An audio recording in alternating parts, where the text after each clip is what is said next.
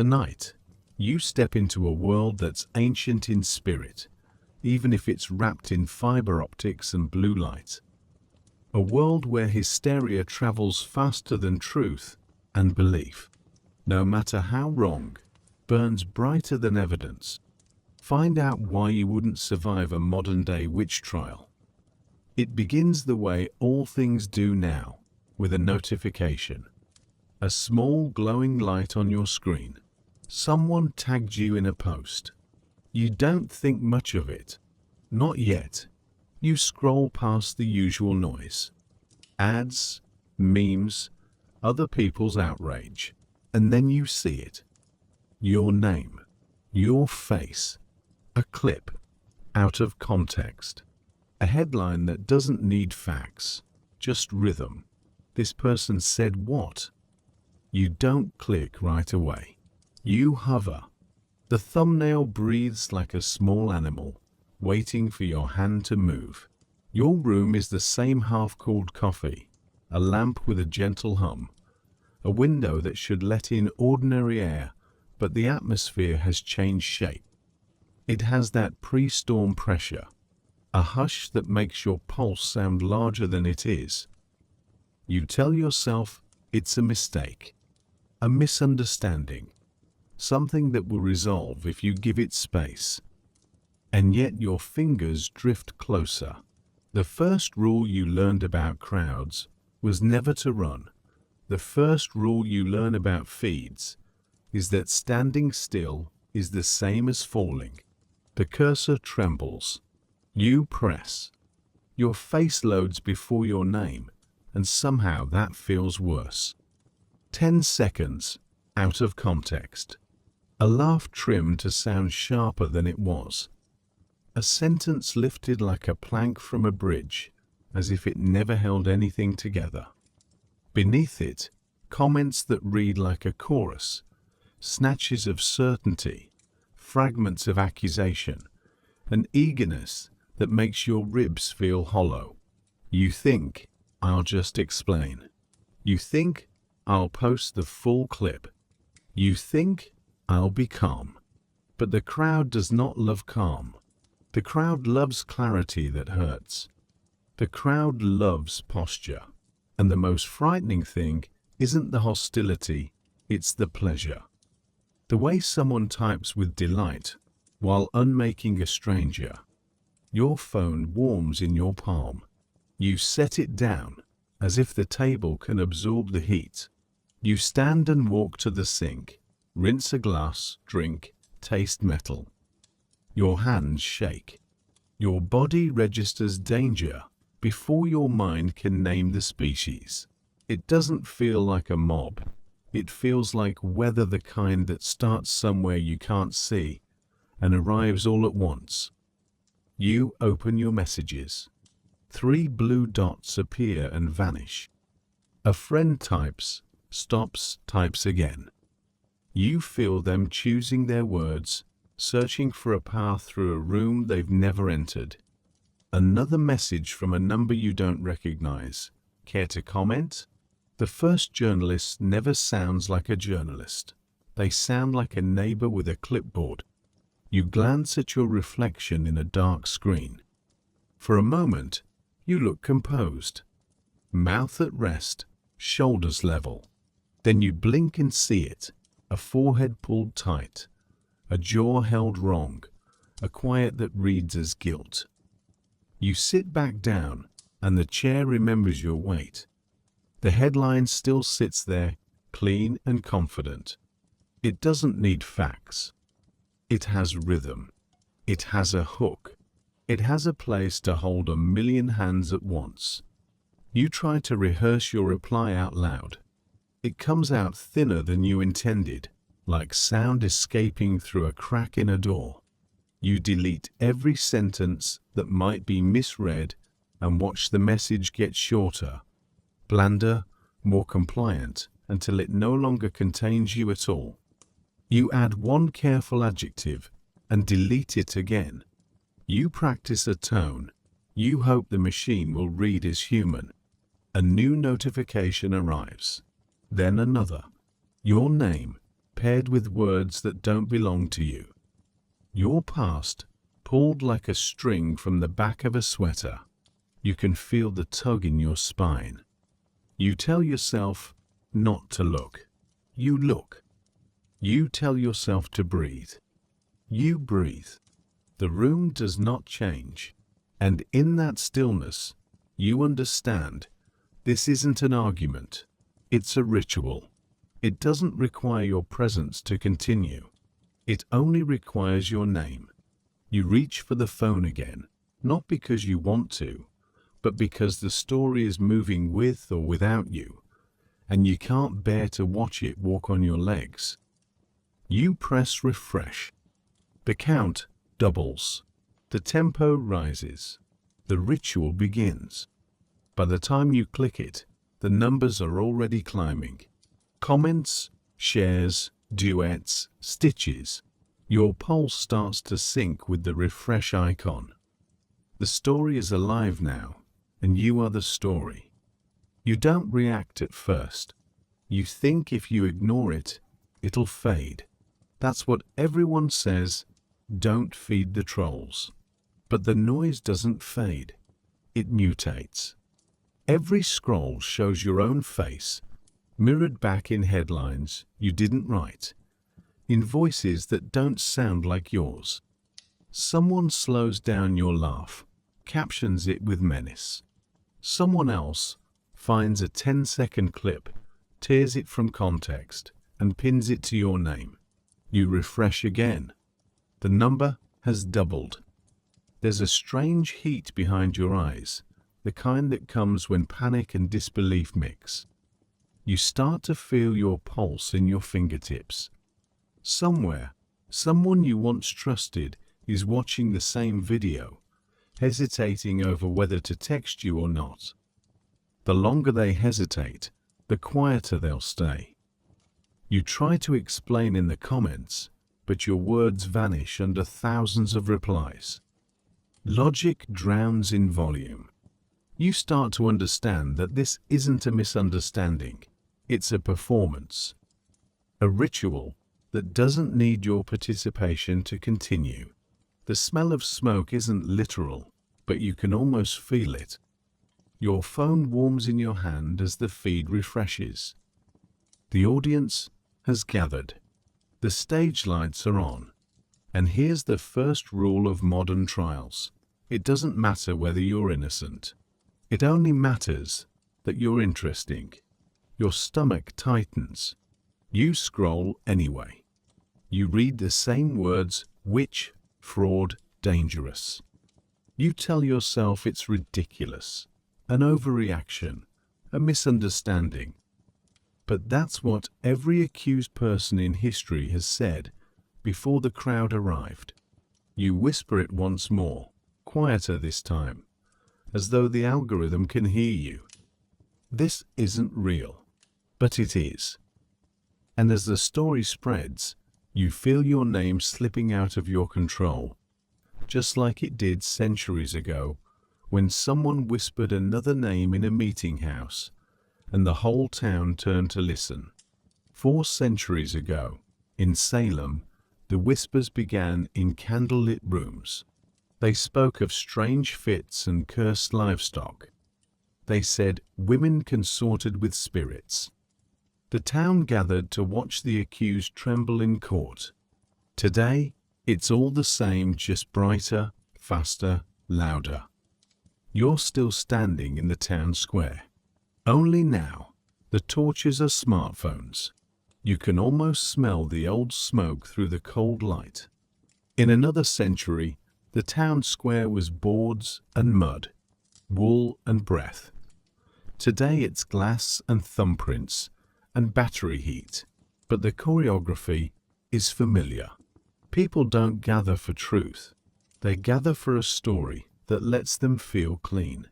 You imagine the way a minister's voice would carry from the meeting house steps, how a mutter can become a doctrine if enough faces tilt the same direction. And then you watch a creator go live with your name in the title. Eyebrows drawn into compassion that feels like a verdict. They say they want a conversation. They mean they want an audience. The screen writes you in a font you didn't choose. It gives you a history you didn't live. It offers mercy you cannot earn, because mercy is never for the accused. It's for the people who want to feel generous after the spectacle ends. In Bamberg, the procession moved past windows like a warning. This is what happens to neighbors who become symbols. Now the procession is a stitched clip and a caption, a duet, with silence on your side of the split screen. Children once sat on shoulders to see better. Today, they scroll. You rub your thumb across the glass and feel nothing but heat. Somewhere, a bell would have tolled. Now, a tone sounds when a million small judgments land in the same second. You count them without meaning to. You call it data to avoid calling it doom. Your mouth is dry. You attempt a sentence and it sticks. You clear your throat and try again and remember too late that the microphone always loves the breath more than the words. You say nothing. The stream does not need you to speak. It needs you to occupy the center. You think, if I just choose the right verb, if I just show the full clip, if I just remember the exact tone I had when I meant well. And then you watch a stranger play the moment at half speed, draw a circle on your face, and call it evidence. You rest your forehead in your palm and feel your pulse answer the metronome of the chat. This is the hinge of the story, where the past touches the present without asking permission. The square is paved now. The torches are safe for indoor use, and the crowd wears headphones. But the heat is the same. The heat is always the same dot you try to explain. You try to clarify, but explanations don't trend. Rage does. Screenshots spread faster than apologies. You refresh again. You shouldn't, but you do. The comments multiply like locusts. Did you see what they said? This is disgusting. Why is no one holding them accountable? It's not what you said, it's what they decided you meant. You think about the old witch hunts, how it must have felt to be accused, to see neighbors avert their eyes, to feel the air shift, to sense the hunger in a crowd that's not after truth, but spectacle. You imagine what it must have felt like to hear your name spoken in the meeting house. Except you don't have to imagine. You're living it. Just replace the church bell with a notification sound. Replace the priest with an influencer. Replace repent with apologize publicly. You post a statement. It's thoughtful, measured. You practiced for an hour without writing a word. Not the apology, the weather around it. You rehearsed how your face should sit in a sentence, how your breath should land between clauses, so it sounds less like pleading and more like care. You wrote the first draft with everything you felt, which made it useless. You removed the parts that sounded like excuses. You removed the memories that might read as defense. You removed the single adjective you liked because someone once told you adjectives confess too much. You left verbs standing like posts in a storm. You typed, "I'm sorry," and deleted it. Then typed, "I'm sorry" again because not saying it felt like arrogance. You removed if because you know better, then removed to those because you know better than that too. You arrived at a sentence that said nothing untrue and nothing alive. You stared at it until the screen brightened your eyes into a version of you that looked well-rested and sincere. You knew it would not matter. You pressed post anyway, because not posting would be called hiding, and hiding would be the same as hunger to the crowd. The first reply was ready before the page refreshed. The second pretended to be weary. The third attached your words to a thread from last year and called it a pattern. A rubric appeared, 4 quadrants, 12 bullet points, a score that labeled your tone. Passive voice, someone wrote.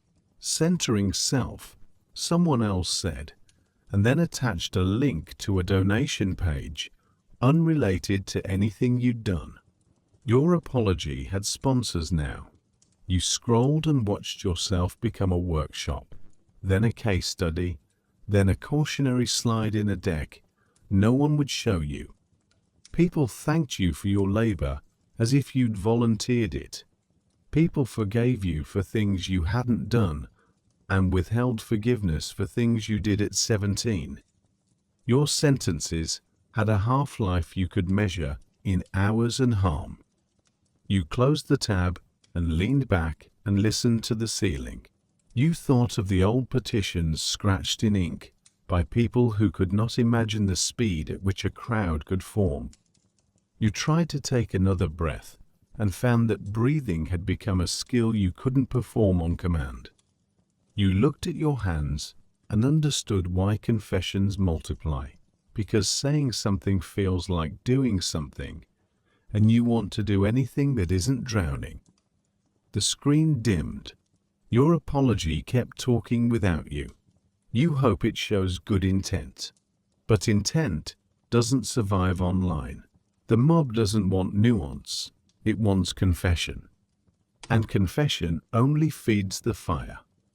Once, they'd tie you to a chair and demand to know if you serve the devil. Now, they screenshot your bio and demand to know if you're sorry. The language changes. The ritual doesn't to you go to sleep hoping it will pass. It doesn't. By morning, you've trended twice. Someone's found your old posts. Someone else has found your job. Strangers are emailing your boss. They're leaving reviews for a company that never did anything wrong except hire you. The first reason you wouldn't survive a modern witch trial is that you'd still believe reason could save you. There is no courtroom anymore. The trial happens everywhere at once, in feeds, in DMs, in videos stitched together by strangers who've never met you. The crowd is judge, jury, and historian. You try to find the clerk, the bailiff, the door. There is none. The hall is infinite and flat, and every corridor leads back to the same window, with your face reflected in it. You speak, and the acoustics are wrong. Your voice returns to you edited for pace. Accounts assemble like lay ministers, robes replaced by banners and bios. The ones with larger congregations preach with smoother microphones. They reference doctrine threads, documents, screenshots, as if liturgy could be crowdsourced. They ask for your testimony, then cut to a sponsor. Court is adjourned for an ad break. You search for the rules and instead find vibes. A poll, a sliding scale colored like a children's game. You're losing in every hue. In another century, there were benches worn by bodies, ledgers with names that stained, and doors that shut behind you with wood that remembered. The verdict was a bell and a rope. The sentence had a sound. Here, the sentence is silent. It's a number that stops growing. It's an email that never returns. It's a brand removing your name while dimming you to say they value this moment. You try to place your hand on the table the way people do when they swear to tell the truth. The table is an interface. Your palm registers as a click. You swear anyway. The crowd interprets your oath as a tactic. The trial continues without pause because the trial is content, and content doesn't sleep. You look for a judge and find a trend. You look for a jury and find a chat. You look for a historian and find an account that posts archival images of other people's ruin set to soft piano. You speak again. The piano gets louder. You scroll through the evidence against you. The screenshots, the slowed down clips, the speculative threads. Someone has made a timeline. Someone else has written a think piece about what you represent. You're no longer a person, you're a symbol. In the 17th century, they'd bind your hands and drop you into the river. If you sank, you were innocent. If you floated, you were guilty. Online, it's no different.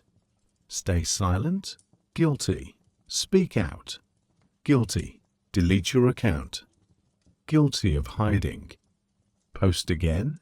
Guilty of arrogance. Each word you say becomes a nail in your coffin. The mob tells itself it's righteous, that it's purging evil, that it's justice. But you can see it, the flicker of entertainment beneath the anger. The dopamine rush of cruelty disguised as virtue. The performance of outrage. You remember how, in Bamberg, Germany, in 1628, the accused witches were paraded through the town before they burned. People brought their children. Vendors sold food. Justice was entertainment then too. The smell of ash, the laughter of the crowd. You feel that same laughter now through pixels. It vibrates through your phone, faint but unmistakable. Someone edits your face into a meme. Another turns your apology into a sound clip. The laughter spreads. It's not personal anymore. It's sport. And you realize something terrifying. They don't even hate you. Not really. They just need you.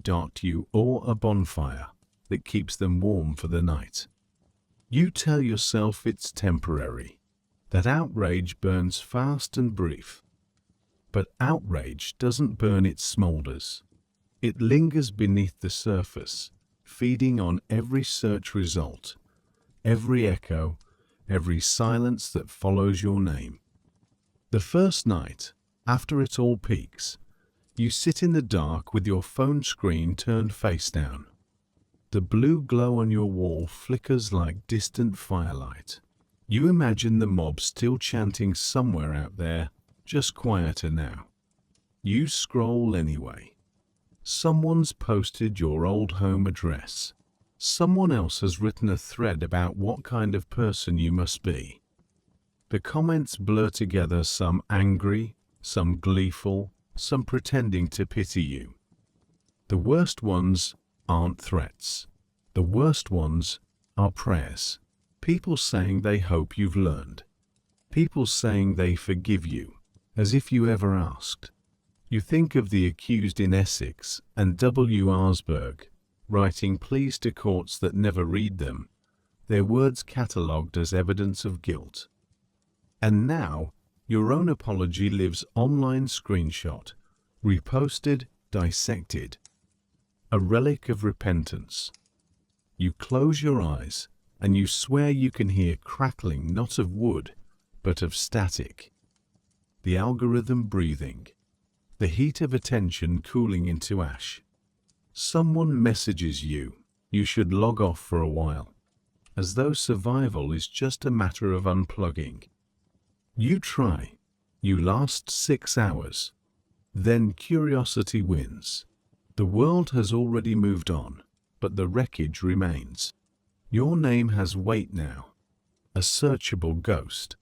In the old trials, ash blew across the fields after the fires went out, and farmers found traces of the burned months later. Here, your ash is digital, cached, indexed, archived. You'll never see the faces of the people who watched, but they'll see yours over and over again. Every time they open their feeds and the algorithm remembers to whisper your name.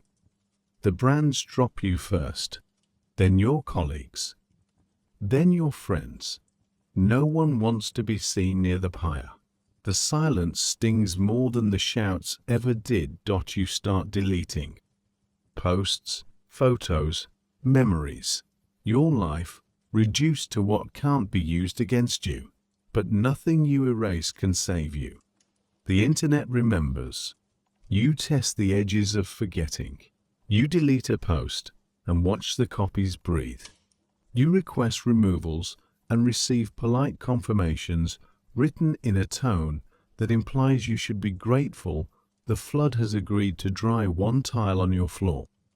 You change a username and the ghosts follow you to the new house, sit politely on the fresh furniture, and point to where the old paintings used to hang. You imagine there is a lever you haven't pulled yet, a button marked reset, hidden under some compliance settings menu. You search until your eyes grit. You find options that promise manage your footprint. You select each. The ground remains the ground. You decide to scrub. Not to hide guilt, just to survive ordinary time. You open your history like a box of paper you meant to sort last winter. Photos of friends who won't text back. Jokes that read like evidence. An old thread where you sounded certain, then young, then cruel without meaning to be. You keep scrolling and feel the past sharp at your ankles. You pause on a picture of someone you loved. You don't delete it. You don't know what it means anymore to keep anything, but you can't put a match to that room. You save it to a folder called Later. Later is a soft word that hurts. The platform sends you a notification to tell you your memories from 5 years ago are ready. You close your eyes and feel the nudge of a machine that believes memory is a user metric. You press hide and the app calls it a choice. You move to another app and the choice greets you there like a helpful concierge. You sit still and allow the fact to settle. There is no forgetting here. There is only layering until the shape beneath can no longer be seen from above. Archaeology disguised as amnesia. You stand, walk to the sink, let the water run until it's cold, and remember a time when washing did something. You wet your face. It does not. You return to the chair, and the chair knows you now. You open a private window, as if secrecy can change the truth. And you type your own name the way a person knocks on their own door to see if anyone still lives there. The search result answers with a house you recognize and would not enter. You close the window without closing the room. You scroll through your own past like a detective, searching for evidence at a crime scene. Every joke becomes incriminating. Every smile suspicious. Every silence a confession. In 1645, in England, Matthew Hopkins, the self-proclaimed witch-finder general, would strip the accused and search for witch marks, freckles, scars, birthmarks. Anything to confirm the narrative. Online, they search for digital marks. The posts you liked, the pages you followed, the people you were once friends with. Every pixel of your past is a scar they can name. The worst part isn't being hated. It's being rewritten. You become a character in their story, and the story spreads faster than you can breathe. Days pass. The notifications slow, not because they've forgiven you, but because they've found someone new, someone fresher to burn. You're not absolved, you're replaced. In Salem, when the executions ended, the townspeople tried to forget. But history didn't. Neither will this. You left in the ashes of your own reputation, wondering if you ever really existed outside of the noise. Weeks later, you still flinch when your phone buzzes. You keep your curtains closed. You speak softly, even to yourself. The quiet feels dangerous now. You notice things you never did before. The tone in people's voices when they say your name. The way some avoid your eyes. The way others look too long. You're haunted not by ghosts, but by algorithms. The haunting is gentle. It doesn't rattle chains or slam doors. It curates. It suggests. It remembers birthdays you no longer celebrate publicly. It recommends accounts that hate you with astonishing accuracy. It offers you an article about forgiveness next to a video that slows your apology to reveal the malice in your blinking.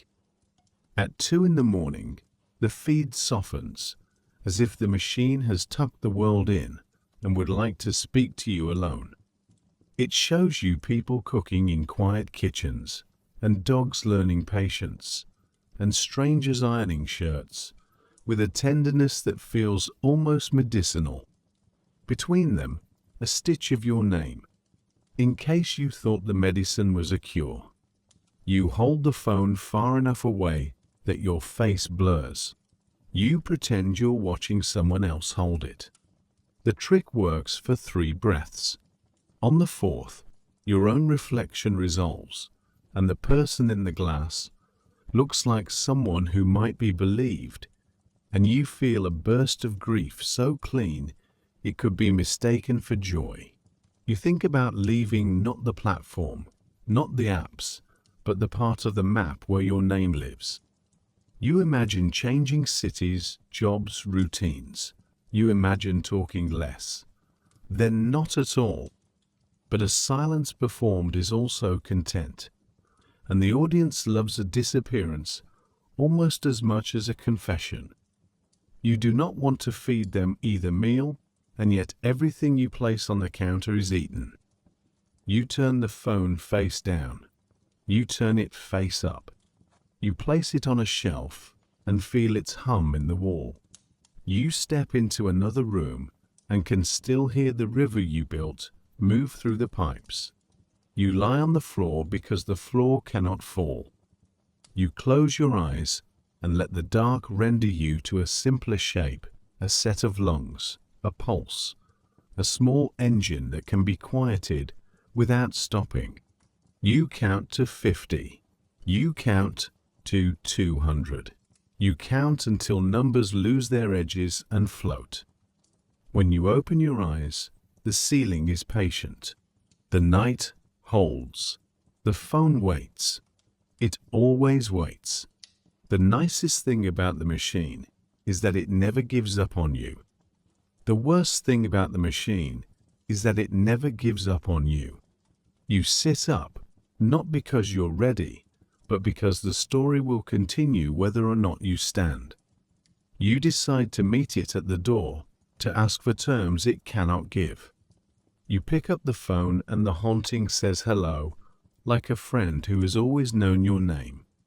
You see the pattern now, how it never ends. You start to wonder what it's all for. Not the accusation. Those come and go. But the hunger that drives it. The crowd says it's about justice. It isn't. It's about proof that the world can still feel something. You scroll through another trending trial, different face, same fury. You recognize the phrases, the tone, even the pacing of outrage. It's a ritual perfected through repetition. You read about the witch trials in Scotland, how they began with famine and fear, how people searched for someone to blame. The witches didn't appear from nowhere. They were conjured by desperation. And now, centuries later, the famine isn't of food, but of meaning. The crowd starves for certainty and finds it in your downfall. You see it clearly now, the digital pyre glowing brighter with every like, every share, every self-righteous sigh disguised as compassion. The mob doesn't chant anymore, it comments. The executioner doesn't raise a torch, it clicks post. And you realize that the modern witch trial doesn't need a gallows. It just needs attention. You used to think that history repeated itself because people didn't learn. Now you understand it repeats because people enjoy it. Maybe they always have. Maybe that's what makes it human. Someone new is trending every week. A new witch. A new fire. You recognize the signs before they even do. In the old trials, they believed confession cleansed the soul. Now we call it accountability. But the ritual is the same. The accused kneel before the crowd and beg for understanding. The crowd grants none. The mob doesn't want repentance. It wants the satisfaction of watching you fall. You remember what the historian wrote about the witch of W. Arsberg. Her ashes scattered on the river, but her name lived on in whispers. You realize that's what you've become. A whisper, a cautionary tale, proof that it's safer to stay silent. Tomorrow, someone else will be accused. The same words will be spoken, the same outrage recycled. The fire never dies, it just finds new kindling. And in the quiet after the storm, you'll wonder how many centuries does it take for us to stop mistaking vengeance for justice. So would you survive a modern-day witch trial? Or would you, like all the rest, burn quietly under the glow of your screen? Tell me where you're listening from tonight, what hour it is where you are, and if the silence after the storm feels like mercy.